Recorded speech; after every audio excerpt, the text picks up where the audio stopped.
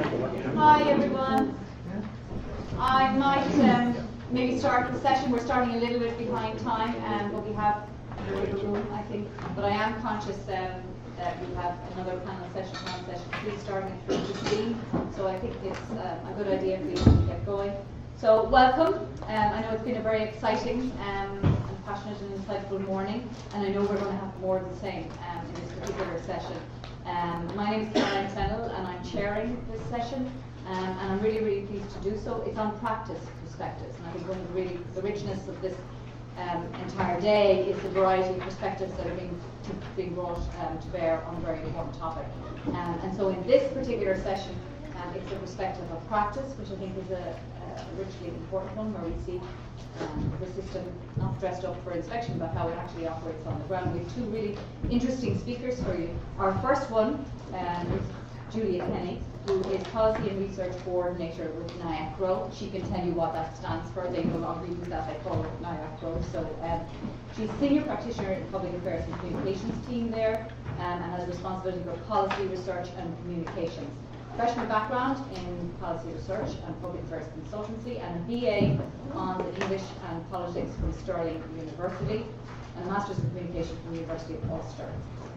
It's a voluntary organisation, and NIACRO has been working for more than 40 years across Northern Ireland to reduce crime and impact on people in communities, with children and young people, people in prison and their families, and adults in the communities. So she's particularly well placed to address the theme of this session. So please welcome Julia Kenny.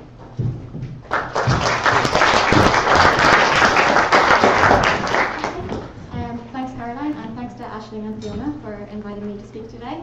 Glad to be here. As Caroline said, I'm Julia. I'm a Policy and Research Coordinator in NIACRO. My role in the organisation is taking the experience of our service delivery and translating that into workable policy and communicating that to various stakeholders, including politicians and the media. So NIACRO is a voluntary organisation which has been working for more than 40 years across Northern Ireland to reduce crime and its impact on people and communities.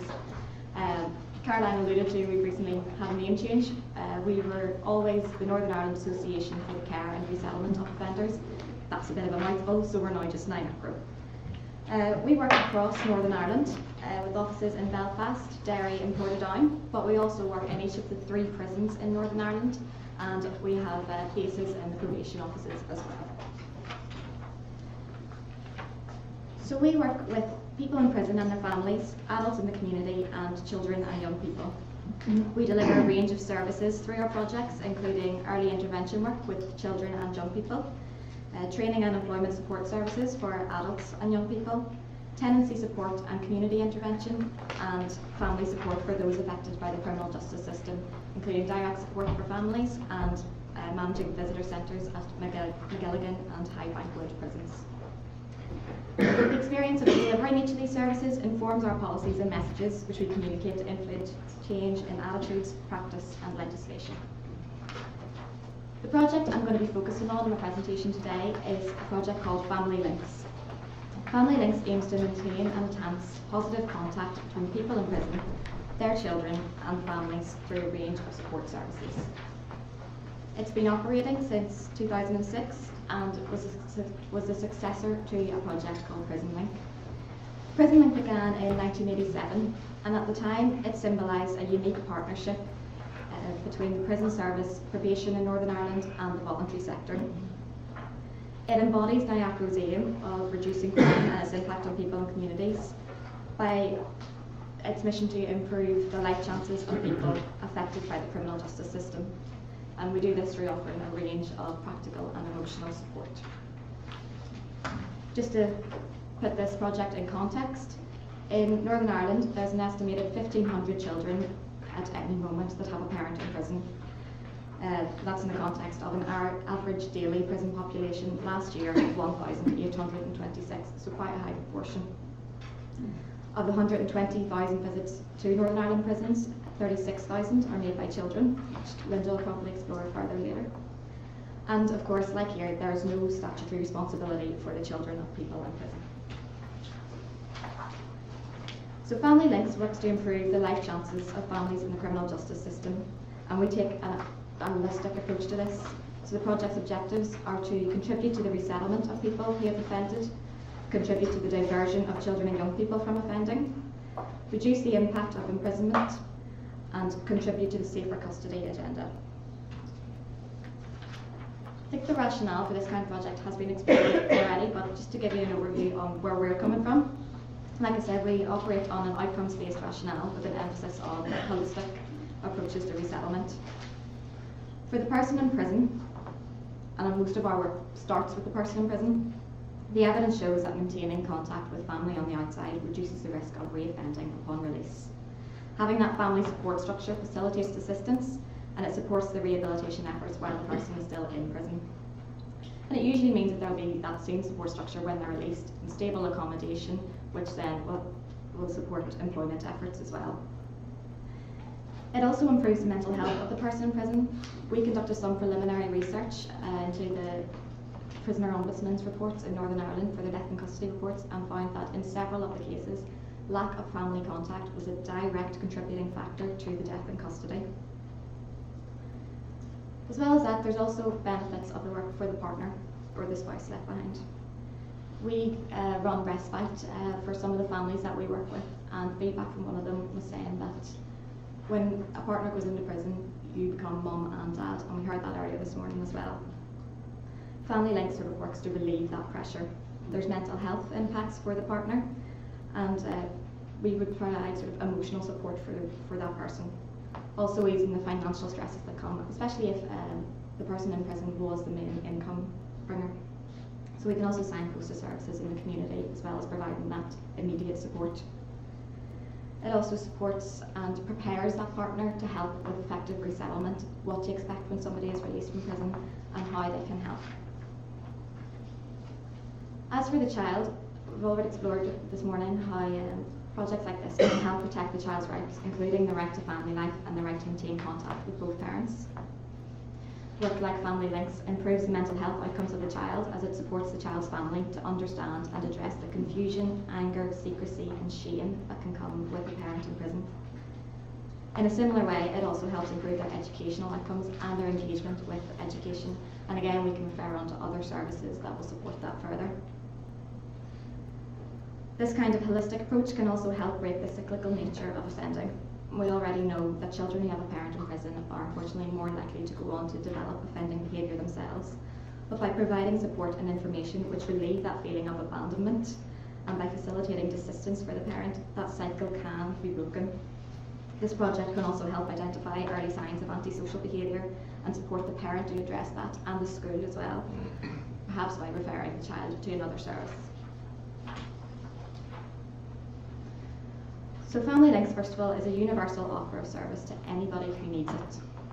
Usually we get the referral from within the prison, so usually the person in prison will contact Family Links when they're doing the rounds on the landings and identify a family member for us to contact. We always try to contact that person by phone within 24 hours. And then if the person does want it, and usually they do, we'll send out an information pack. And that'll include all the kind of information that nobody tells you. Things like when the visiting times are, how you get there, what kind of things are you allowed to send into the prison, what are they allowed to wear, what can you provide. We'll give one-to-one support through home visits, as well as sort of offering welfare advice or any other kind of practical advice that for a lot of people aren't used to being the sole carer for the child, or just suddenly are on their own and need support to do with everyday things. We've had examples where one man lived with his grandmother and she didn't know how to pay the electric bill herself, she didn't know how to order more oil, things like that we can support with. We also offer transport to prison visits. This can include, so we have a bus that we would offer a free phone service and collect people, but we also have volunteer drivers who will go out to the more rural areas and bring people to the prison visits. We have a couple of group supports. There's one in Ballymena, I know, and there's a few others scattered around the country where we'll just sort of facilitate people going through the same thing to sit around and share their experience. Like I mentioned earlier, we have a respite once a year, and that's just sort of a weekend where it's usually wives and children who come along who've been working with us maybe on a longer term basis, who've maybe been affected by this for a while. And that just provides the opportunity for them to relax, really. The feedback that we get from that is that you can put your guards down, and some of the mums said that it's nice to not be judged because everybody's in the same situation. For the children, any kind of fear that they have in the school playground, that's gone because everybody there is in the same situation. We signpost to other community services, maybe counselling, things like that, and we can also go in and liaise with schools where the parent needs us to. Like I said, we offer emotional and practical support, and above all, we offer communication and information in what can be a really isolating system for a lot of people. We also have good links with each of the prisons, so that if somebody is concerned about their loved one in prison, we can call somebody on the landing, we can call the governor and just check things out. You know, if they're worried that they're being harassed, we can check out what's going on and that person is okay, which is particularly used early on, just after committal. So last year we received 1,864 referrals. We work with approximately 1,500 families a year, and the majority of our referrals are male. So it goes to say then that the majority of our service users are female. We refer to several other services, including services that we also offer ourselves in NIACRO. Like I mentioned, we have welfare advice, so the family links practitioners can offer immediate sort of advice, but we also have specialist benefits advisors who can make sure that families are getting the appropriate support where they need it. We can refer onto our Child and Parent Support Project, which is an early intervention project that works with both children aged 8 to 13 and their parents to make family life better and introduce better engagement with education. And we also have MOVE, which is kind of like CAPS but for older children. It's for 13 to 18-year-olds who are at risk of offending, who are matched with a volunteer in their own community. Like I said, we can also refer on to professional counselling services or trusts and charitable foundations that families can apply to for help with things like the cost of school uniforms. Recently, we've started up a pilot project in the Southern Health and Social Care Trust as part of Family Links. This is called Inside Education, and it's about delivering information and training sessions for teachers. A Family Links practitioner will go into a school and introduce the kind of effect of imprisonment on a child. This started off in one school where there were a couple of children with parents in prison, and we're trying to roll it out. We're trying to get more support for this. We give them information and resource packs and really explain what is a process that a lot of the teachers have never even thought about before. Included in that is the opportunity to visit a prison. So we took a group of teachers to McGavry prison, which is our high security prison, and for the first time they got to experience what a child goes through whenever they visit the prison, including the searching, including the sitting across the table. And I think a lot of the teachers found it really shocking that they didn't know that the children in their class were having to go through that. And that's something that we want to roll out, not just when there is an immediate concern, when a child in a class has that issue. We want all teachers to be aware of that and have the knowledge whenever they're addressing their classes. So as well as the service delivery, we try to translate that into workable policy. Sorry, there's Lucy. We try to translate that into workable policy and influence our local government in Northern Ireland and the media. We ran a campaign called Stop the Silent Sentence, which we revisit regularly. This included an event up at Stormont in Parliament Buildings looking at the impact of imprisonment on children, which Lucy spoke at in those Parliament Buildings. We also engaged with the Department of Justice and Department of Health, Social Services and Public Safety with responsibility for children, and with various MLAs as well, to really raise this issue, because it's one that, despite the legacy of the Troubles in Northern Ireland, a lot of people don't really consider. We also engaged with the media and ran it in our own external magazine, NIACRO News.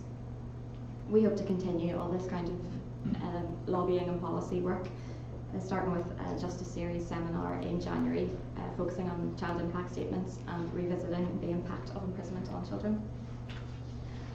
However, there's definitely more to do. Like here, we don't assess the need at the minute. There is nobody counting the number of children impacted by imprisonment To make sure that their needs are met, we really need to assess and address that need and actually start counting them. Ideally, we'd like to introduce a statutory obligation for the children of people in prison to be considered. There's currently a private member's bill progressing through the Northern Ireland Assembly with Stephen Agnew MLA about the statutory duty to cooperate in children's issues, and we're hoping that this will really shine a spotlight on the need for joined up working when it comes to children's issues. We recently gave evidence to the Justice Committee on the Justice Bill that's currently going through as well, where we raised the issue of families of people in prison as indirect victims of crime, and ideally we'd like to see them getting full victim status and the same kind of support in the community. And of course we're keen to develop our partnership working. We already have good links in the UK and Ireland and Europe, and we're keen to develop those and learn from our colleagues in other jurisdictions. So that's all from me.